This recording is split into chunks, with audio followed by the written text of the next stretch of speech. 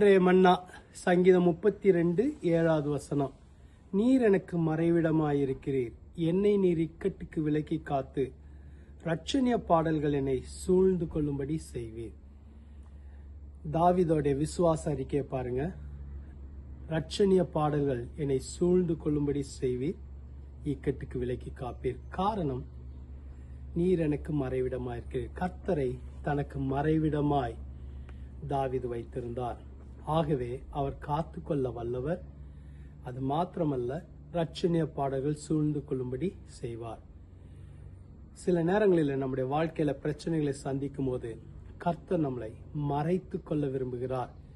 அவருடைய மறைவிடத்துக்குள் நம்மளை வைத்து விட விரும்புகிறார். எல்லா பிரச்சனைகளும் கடந்து போன பின்பு இரட்சணிய பாடல்கள் உங்களை சூழ்ந்து கொள்ளும்படி செய்வார்.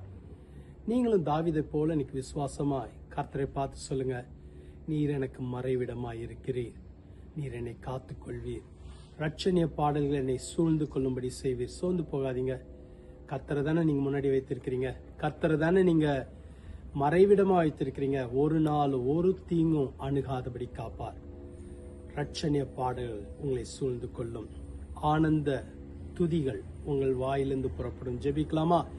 எங்களை அதிகமாக நேசிக்கிற நல்ல ஆண்டவரே, உங்களுடைய பிள்ளைகளை ஆசீர்வதியும், பலப்படுத்தும், உற்சாகப்படுத்தும்.